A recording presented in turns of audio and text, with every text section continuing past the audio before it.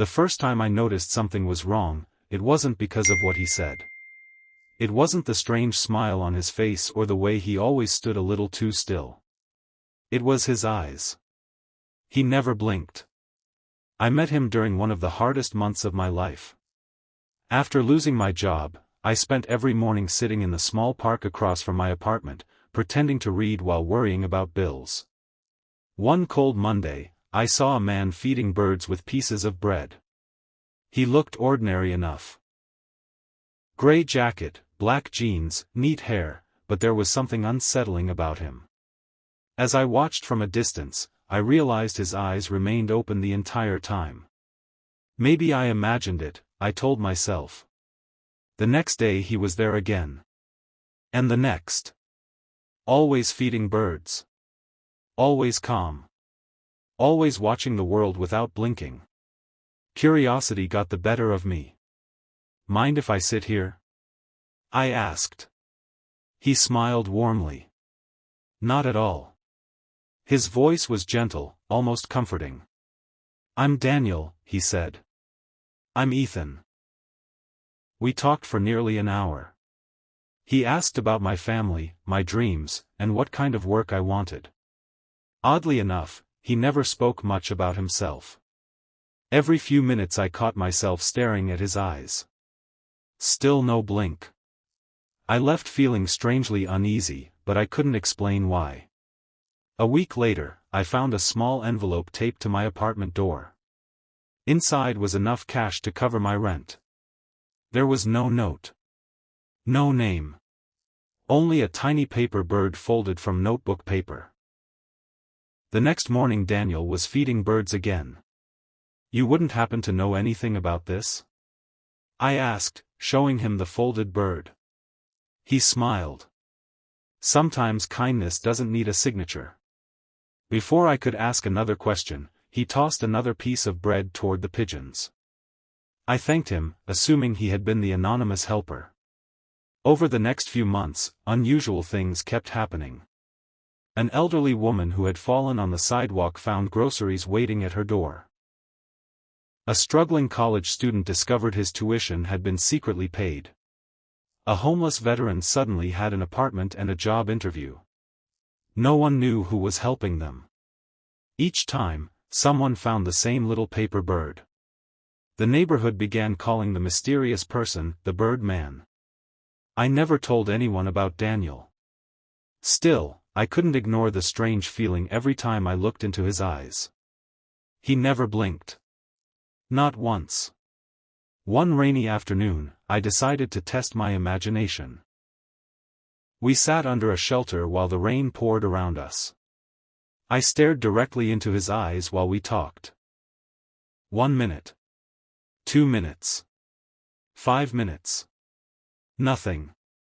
His eyes stayed open without the slightest movement. It wasn't normal. Finally I asked, doesn't it hurt? What? Your eyes. He laughed softly. You notice everything. But, you never blink. For the first time since meeting him, silence filled the air. Then he looked toward the rain.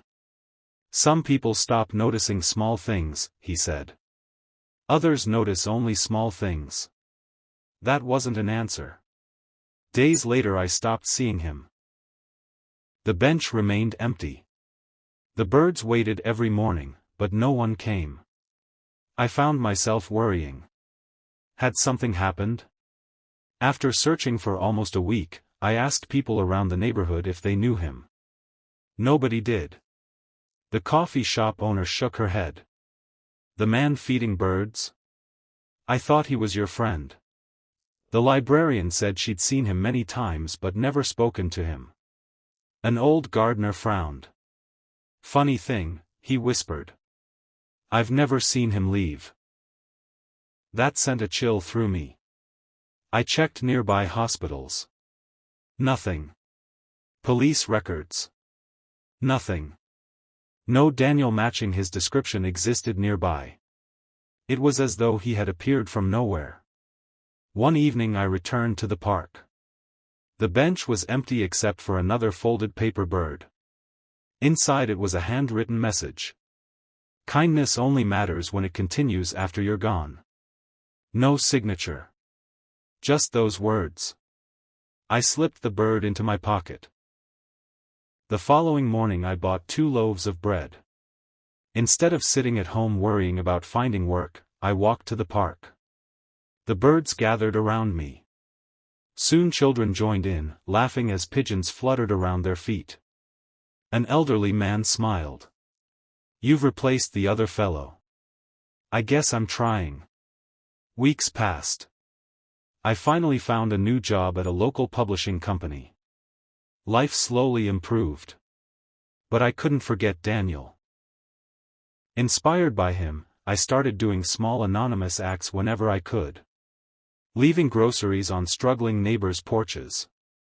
Paying for strangers' meals. Buying winter coats for children. Every gift included 1 folded paper bird. The kindness spread. Soon other people started leaving paper birds too. Nobody admitted who had started it. Nobody needed credit anymore. Our neighborhood changed.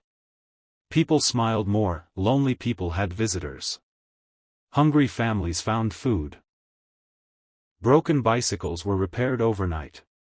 School supplies appeared on doorsteps before classes began.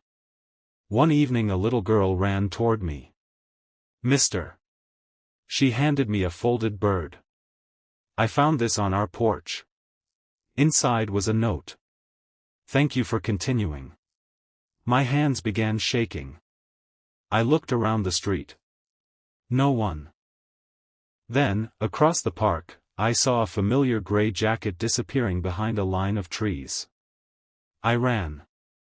When I reached the corner, nobody was there. Only birds scattered into the evening sky. Years have passed since then. I still don't know who Daniel really was. Maybe he was simply an unusual man with an extraordinary heart. Maybe there was a medical reason he never blinked.